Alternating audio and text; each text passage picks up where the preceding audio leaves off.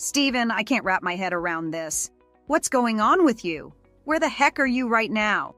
If you're not in the middle of some life or death situation, you better drop whatever you're doing and get yourself back home immediately. Oh, hi, Mom. What's the deal all of a sudden? Why the frustration? You watched me head out for work this morning. I left for work this morning just like any other day. You saw me, didn't you? I can't just abandon my job and come back home on a whim. I'm still in the middle of my lunch break. So, if there's something you need to say, let's say it before I have to get back to work. You think you can just feed me lies and I'll buy into them? Do you seriously believe that? Hold on a second. I'm genuinely confused here. I don't understand why I'd make up stories about this. I've heard enough. To my surprise, I raised someone who was both useless and good at lying. I'm still not getting it. Lay it out for me. I don't even remember how you raised me. Your attention was all on my sister, Alice, and I was just a background figure.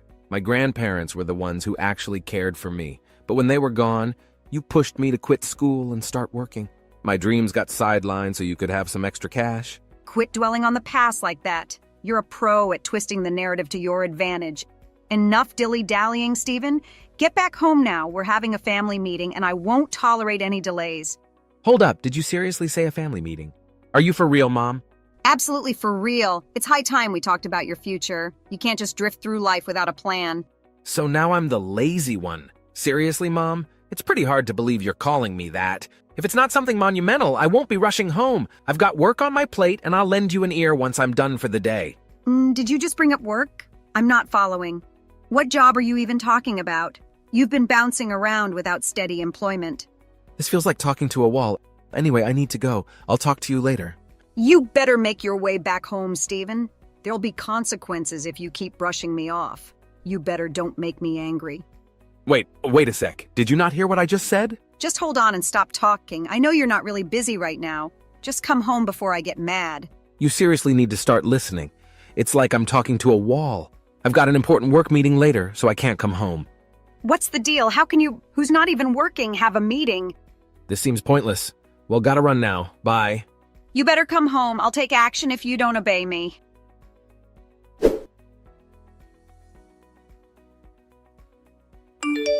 Steven, I can't believe you'd do something like this.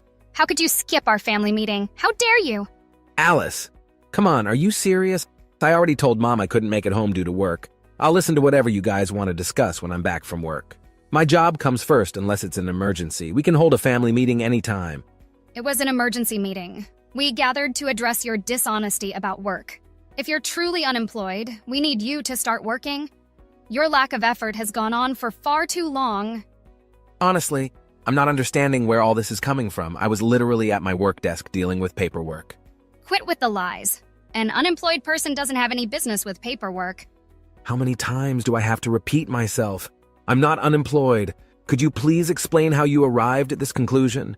I've always felt like an outsider in this family, but this is the first time I'm being accused of being jobless. I'm really busy with work. Not unemployed as you think. What triggered this sudden assumption? We actually found out about your unemployment this morning. You better not lie to us anymore. There must be some mistake. So what evidence did you stumble upon? I ran into one of your high school buddies, John. Remember him? Yeah, I do. What's wrong? Well, I bumped into him at the station this morning and we chatted a bit. He asked me what you were up to these days. He mentioned that the last time he spoke to you was at a high school reunion 7 years ago. He told me you had quit your job then, and he was curious about your current work situation. Unbelievably, you've apparently been jobless for a staggering 7 years. That's just not acceptable. I can't imagine how useless and lazy you are. Actually, I started a new job at a different company just a couple of weeks after leaving the previous one. Stop the falsehoods. You're earning a measly $7,500 annually. Seriously? Where are you even getting this from? What are you talking about? I accessed your computer and saw your bank account balance. It's been stuck at $7,500 for a year now. Clearly, your annual earnings are a paltry $7,500. That's pretty much the same as being unemployed.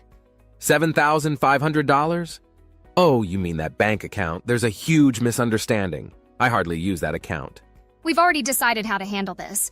Following the family meeting today, we've concluded that you need to leave the house. You can't be serious. I'm being kicked out? You gave up your say by purposefully missing the important family meeting you should have been at. Or do you feel embarrassed when your 7-year unemployment is brought up for discussion? This is utterly absurd. I told you I couldn't attend due to work. I've tossed all your stuff out into the yard. Retrieve it before it gets ruined. Rain is predicted later today. We want you and your belongings gone ASAP. My things are outside? How could you do that? Some of my belongings are valuable and meaningful to me. Your belongings are the least of my concerns. You better act fast before the rain starts. This is payback for hiding your unemployment from us for so long. We're overjoyed to finally rid ourselves of a lazy person like you. It's pointless trying to reason with you. I know you won't listen. There's no point. Everything you say is probably just more lies. Can I at least clarify one thing? Did Mom and Dad agree to this decision? Is this final? Yes, both of them agreed, and it's absolutely final. There's no reversing this. As I told you during the family meeting, your absence sealed the deal. I'm actually fine with this decision. I think it's best for all of us. Just promise me one thing. Why would I promise anything to you? Once I'm out of the house, please never contact me or try to see me again. I want a complete break from all of you. Once again, never contact me. That's what we were planning to say to you. It's a relief we can agree on something. We won't provide any financial assistance, even if you come begging.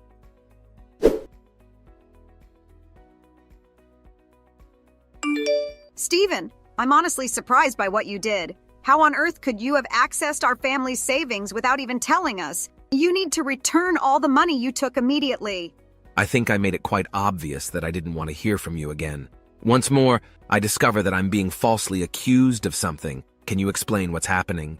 This time I'm talking about the joint bank account we all pitch into for our everyday needs. The money in that account is disappearing rapidly, and it's quite clear since our spending habits haven't changed. I suspect that you might have somehow managed to access the account without permission and have been using up our savings. How on earth could I have managed to access that account? I don't know the password, and I haven't connected any cards to it. I'm getting tired of your constant excuses. It's time to tell the truth. You must understand how serious this is, right? I might have to involve the police. But if you admit it now and give back the money, I won't do that. You don't need to do something illegal like this. And let's be realistic. Living on just $7,500 a year is really hard. You need to think about your situation and do something to make your life better right away. If this keeps happening, you might end up with no place to live and asking for money on the streets. Actually, I earn $7,500 per month, not per year. That's my monthly income. What in the world are you even saying? Haven't I emphasized that I'm fed up with your fabrications? Alice told me that your annual salary was $7,500. She claims to be certain of this after examining your bank history. There seems to be a big misunderstanding. The account she knew was the one I used during my high school days. You're telling me that money is from your high school days? What exactly does that mean? Yeah, that's the money I saved after you compelled me to leave high school. I took up a couple of part-time jobs, and that's where I earned my money. You must be kidding. You're asserting that money comes from part-time work? That's correct. It's an old account. I recently accessed it after a lengthy period of time. Honestly, I had forgotten about it over the years. It appears Alice mistook that account for my current primary one, leading her to believe I only earned $7,500 a year. You really thought I'd buy into such an obvious falsehood? Stop lying. It's time to confess your actions. I'm just telling the truth. It's up to you to believe it or not. But I think it's time for you to accept the truth. What on earth are you referring to? I'm sure Dad knows where our disappearing money is going. Please find Dad to ask more about that. What exactly are you implying? I think the company filed for bankruptcy about a year ago, which led to the employment of its staff after the company as a whole was shut down. How come I didn't know about this? Did his company truly go bankrupt? I believe they were doing great, and he even got a recent raise. I'm quite certain that's all untrue. I guess he just hadn't told you all about it yet. Actually, I'm not sure if he even plans on revealing it. The only reason I know about his company going bankrupt is because we both work in the same industry. I decided to help out and consistently deposited $2,500 each month into the household expenses account. My intention was to offer financial support until he found a new job. Wait, are you serious? You're the one who's been putting that much money into our account? And did you just say you work in the same field as him? Does that mean you finally found a job? Yes, I've been working here for about 7 years now. Did you say 7 years? I thought you were unemployed all this time. Why didn't you mention it? Actually, I did mention it to you all. I told you I was going to quit my job so I could eventually take over my girlfriend's father's company. I shared this with each of you, but it seemed like no one was interested. Everyone just assumed I'd been without work for 7 years. I truly felt like an outsider. It was as if none of you were really listening to what I was saying. Hold on. Are you saying you're going to become the CEO of a company soon? Yes, that's exactly what I mean. At present, I'm managing one of the departments. I've been putting in extra hours, so I'm currently making at least $7,500 a month. That's a lot of money. I'm genuinely proud of you. It's a bit late for those kinds of compliments now. It's pretty crazy how I can earn the same $7,500 in a month these days. Back when I was juggling those part-time gigs after leaving high school, it took me well over a year to save up $7,500. I guess I've really come a long way. I'm still trying to wrap my head around the idea of you becoming a CEO and making $7,500 a month. Well, honestly, all of this doesn't matter much to you all anymore, right? We cut ties, remember? That was a huge mistake. You're more than welcome to come back now. Why would I even entertain the idea of returning? I was shown the door on false accusations. My belongings were literally tossed into the yard, and I had to gather them all in the pouring rain. I endured insults for something I didn't do. It's as if no one has cared about me since I was little. We had no choice but to ask you to leave because you missed our family meeting. I made it clear that I had a significant work meeting that day. I also told you I'd listen to your side of the story after my work commitments. It wasn't an emergency, right? You can wait for me. Instead, I was ushered out of the house without any opportunity to explain myself.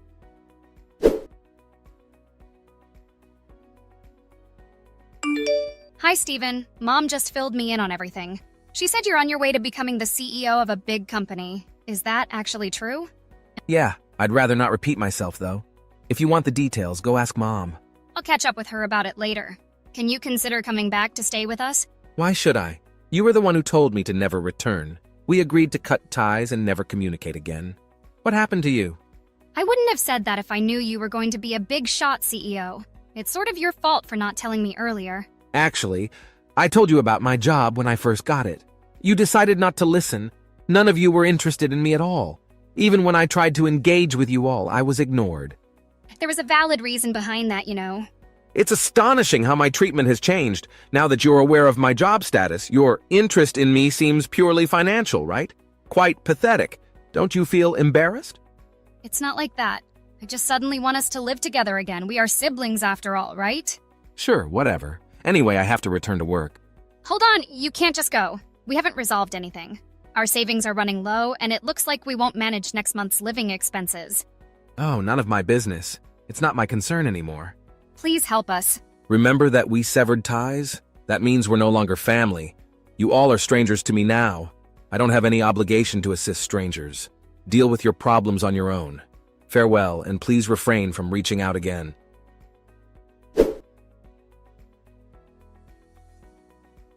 My mom and sister repeatedly messaged and called me asking for money, but after what they had done to me, I didn't give them any amount of money at all. Right after that, I blocked all contact from my family. They had no way to reach me, so they sought out my workplace. They shouted and caused a scene, and of course, they were immediately escorted off the premises by security. However, they persisted, leading them to deal with the police. Their finances were already difficult, and now they were further burdened with having to come up with money for the police.